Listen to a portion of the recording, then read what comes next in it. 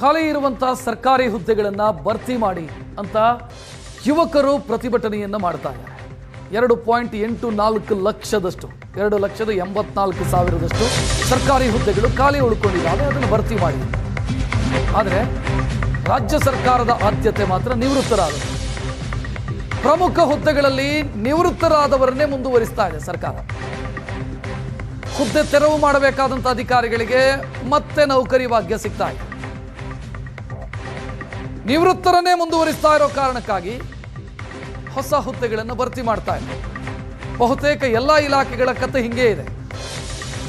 ನಿವೃತ್ತಿಯಾಗಿ ಮನೆ ಸೇರಬೇಕಾದವರು, ರಿಟೈರ್ಡ್ ಲೈಫನ್ನು ಕಳಿಬೇಕಾದವರು ಅವರೀಗ ಉದ್ಯೋಗವನ್ನು ಮುಂದುವರಿಸ್ತಾ ಇದ್ದಾರೆ.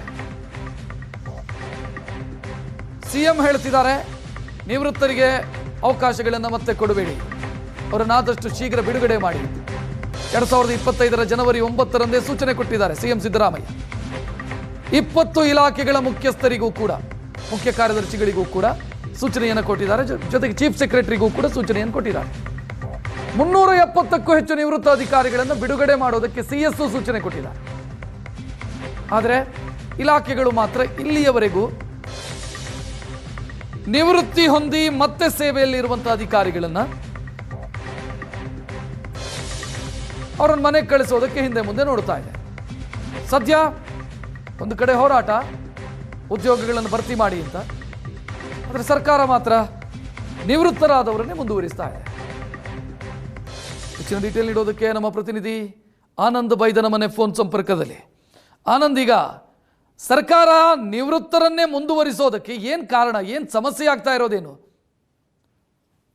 ರಾಜ್ಯದ ಬೇರೆ ಬೇರೆ ಇಲಾಖೆಗಳಲ್ಲಿ ನಿವೃತ್ತರೇ ಈಗ ದೊಡ್ಡ ಮಟ್ಟದ ಕಾರೋಬಾರ ನಡೆಸ್ತಿರ್ತಕ್ಕಂಥ ಬಹಳ ಸ್ಪಷ್ಟ ಆಗಿದೆ. ಒಂದ್ ಕಡೆ ಧಾರವಾಡ ಸೇರಿದಾಗೆ ಬೇರೆ ಬೇರೆ ಭಾಗದಲ್ಲಿ ಯುವಕರೆಲ್ಲರೂ ಕೂಡ ಉದ್ಯೋಗಗಳನ್ನ ಭರ್ತಿ ಮಾಡಬೇಕು ಅಂತೇಳಿ ಹೋರಾಟ ಮಾಡ್ತಿದ್ರು. ಆದ್ರೆ ಆಶ್ಚರ್ಯ ಅಂತಂದ್ರೆ ರಾಜ್ಯ ಸರ್ಕಾರದಲ್ಲಿ ಈಗಾಗಲೇ ಹಲವು ವರ್ಷಗಳ ಕಾಲ ಸೇವೆ ಸಲ್ಲಿಸಿ ರಿಟೈರ್ಡ್ ಆಗಿರ್ತಕ್ಕಂಥ ಎಲ್ಲರೂ ಕೂಡ ಅದೇ ಹುದ್ದೆಯಲ್ಲಿ ಈಗ ಗುತ್ತಿಗೆ ಆಧಾರದ ಮೇಲೆ ನೇಮಕಾತಿ ಆಗ್ತಾ ಇದ್ದಾರೆ. ಬಹಳ ಆಡಳಿತಾತ್ಮಕ ಪ್ರಕ್ರಿಯೆ ಇರ್ತಕ್ಕಂಥ ಯಾರ ನಿವೃತ್ತರಾಗ್ತಾರೋ ಆ ನಿವೃತ್ತಿ ಆದಂತ ಹುದ್ದೆಗಳು ಖಾಲಿ ಆದ್ರೆ ಅಲ್ಲಿ ಹೊಸಬರು ಬರ್ತಾರೆ. ಆ ಹೊಸಬರಿಂದ ಖಾಲಿ ಆಗ್ತಕ್ಕಂಥ ಹುದ್ದೆಗಳು ಮತ್ತೆ ಇನ್ನೊಂದು ಹೊಸದಾಗಿ ನೇಮಕಾತಿ ಮಾಡ್ಕೊಳ್ಳಿಕ್ಕೆ ಅನುಕೂಲ ಆಗತ್ತೆ. ಇದು ಒಂದು ಕಂಟಿನ್ಯೂ ಆಗಿರ್ತಕ್ಕಂಥ ಪ್ರೋಸೆಸ್. ಆದ್ರೆ ಈಗ ಸುಮಾರು ಅಂದ್ರೆ ರಾಜ್ಯದ ಬಹುತೇಕ ಇಲಾಖೆಗಳಲ್ಲಿ, ಮುಖ್ಯವಾಗಿ ನಿಗಮ ಮಂಡಳಿಗಳಲ್ಲಿ ಮತ್ತು ಪ್ರಮುಖವಾಗಿರ್ತಕ್ಕಂಥ ಇಲಾಖೆಗಳಲ್ಲಿ ನಿವೃತ್ತ ಅಧಿಕಾರಿಗಳು ಲಕ್ಷ ಸಂಬಳವನ್ನು ತೆಗೆದುಕೊಂಡು ಅದೇ ಇಲಾಖೆಯಲ್ಲಿ ಗುತ್ತಿಗೆಯಲ್ಲಿ ಮುಂದುವರಿತಾ ಇದ್ದಾರೆ. ಸೊ ಇವರನ್ನ ರಕ್ಷಣೆ ಮಾಡ್ತಕ್ಕಂಥ ಕೆಲಸವನ್ನ ಆ ಇಲಾಖೆಗಳ ಸಚಿವರೇ ಮಾಡ್ತಾ ಇರತಕ್ಕಂಥದ್ದು ಬಹಳ ದೊಡ್ಡ ಮಟ್ಟದ ಒಂದು ಬೆಳವಣಿಗೆ ಅಂದ್ರೂ ಕೂಡ ತಪ್ಪಾಗ್ಲಾರ. ಯಾಕಂದ್ರೆ ಅವ್ರ ಗುತ್ತಿಗೆ ಮೇಲೆ ಯಾರು ನೇಮಕ ಆಗಿದ್ದಾರೋ, ನಿವೃತ್ತ ಯಾರು ನೇಮಕ ಆಗಿದ್ದಾರೋ ಅವ್ರನ್ನ ಬಿಡುಗಡೆಗೊಳಿಸಿ ಅಂತೇಳಿ ಸ್ವತಃ ಮುಖ್ಯಮಂತ್ರಿ ಸಿದ್ದರಾಮಯ್ಯ ಪತ್ರ ಬರೆದಿದ್ರು ಮುಖ್ಯ ಕಾರ್ಯದರ್ಶಿಗಳಿಗೆ. ಮುಖ್ಯ ಕಾರ್ಯದರ್ಶಿಗಳು ಮುಖ್ಯಮಂತ್ರಿಗಳ ಪತ್ರದ ಆಧಾರದ ಮೇಲೆ ಎಲ್ಲ ರಾಜ್ಯದ 20 ಪ್ರಮುಖ ಇಲಾಖೆಗಳಿಗೆ ಪತ್ರ ಬರೆದು ನಿಮ್ಮ ಇಲಾಖೆಯಲ್ಲಿ ಗುತ್ತಿಗೆ ಮೇಲೆ ನೇಮಕಗೊಂಡಿರ್ತಕ್ಕಂಥ ನಿವೃತ್ತರನ್ನ ಅಧಿಕಾರಿಗಳು ಮತ್ತು ನೌಕರರನ್ನು ಬಿಡುಗಡೆಗೊಳಿಸಿ ಅಂತೇಳಿ ಸೂಚನೆ ಕೊಟ್ಟಿದ್ರು. ಇಷ್ಟಾದ್ರೂ ಕೂಡ ಬರೋಬ್ಬರಿ 370ಕ್ಕೂ ಹಿರಿಯ ಅಧಿಕಾರದ ಹುದ್ದೆಗಳಲ್ಲಿ ನಿವೃತ್ತಿರತಕ್ಕಂಥ ಬಹಳ ಗಮನಕ್ಕೆ ಬಂದಿದೆ. ಯಾಕಂತಂದ್ರೆ ಲಕ್ಷಾಂತರ ರೂಪಾಯಿ ಸಂಬಳವನ್ನು ಪಡ್ಕೊಳ್ತಾರೆ. ಮತ್ತು ಬಹಳ ಮುಖ್ಯವಾಗಿ ಇವರ ನೇಮಕಾತಿಗೆ ಯಾವುದೇ ರೀತಿಯ ವಯೋಮಿತಿ ಇಲ್ಲ. ನಿರ್ದಿಷ್ಟವಾಗಿ ಇಷ್ಟೇ ವಯಸ್ಸಿನವರು ಮಾತ್ರ ಇರಬೇಕು ಅಂತಕ್ಕಂಥ ವಯೋಮಿತಿ ಇಲ್ಲ. ಹೀಗಾಗಿ 75-80 ವರ್ಷ ಆಗಿರ್ತಕ್ಕಂಥವ್ರು ಕೂಡ ಇದೇ ಒಂದು ಹುದ್ದೆಯಲ್ಲಿ ಕಂಟಿನ್ಯೂ ಆಗ್ತಾ ಇರ್ತಕ್ಕಂಥದ್ದು. ಮತ್ತು ಇನ್ನೊಂದು ಬಹಳ ಪ್ರಮುಖವಾಗಿ ಅವರು ತಮ್ಮ ಹುದ್ದೆಗಳಿಗೆ ಡಿಸ್ಟರ್ಬ್ ಆಗದ ಹಾಗೆ ಹೊಸ ನೇಮಕಾತಿಗಳಿಗೆ ಕೂಡ ಯಾವುದೇ ರೀತಿಯ ಒಂದು ಪೂರಕವಾಗಿರ್ತಕ್ಕಂಥ ಪ್ರಕ್ರಿಯೆ ಮಾಡ್ಲಿಕ್ಕೆ ಕೂಡ ಅವಕಾಶ ಕೊಡ್ತಾ ಇಲ್ಲ ಅಂತಕ್ಕಂಥ ಒಂದು ಮಾತುಗಳು ಕೂಡ ಕೇಳಿ ಬರ್ತಾ ಇದೆ.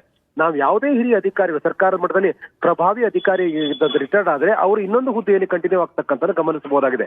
ಇದು ಕೇವಲ 1-2 ಇಲಾಖೆಗಳ ಬರೋಬ್ಬರಿ 20ಕ್ಕೂ ಹೆಚ್ಚು ಇಲಾಖೆಗಳಲ್ಲಿ ಪ್ರಭಾವಿ ಅಧಿಕಾರಿಗಳು ಇರ್ತಕ್ಕಂಥದ್ದು.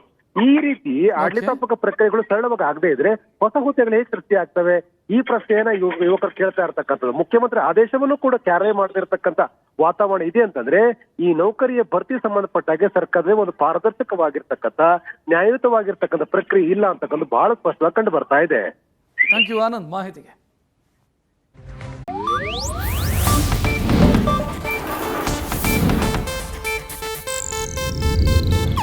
ಇದು ಏಷ್ಯಾನೆಟ್ ನ್ಯೂಸ್ ನೆಟ್ವರ್ಕ್ ಪ್ರಸ್ತುತಿ.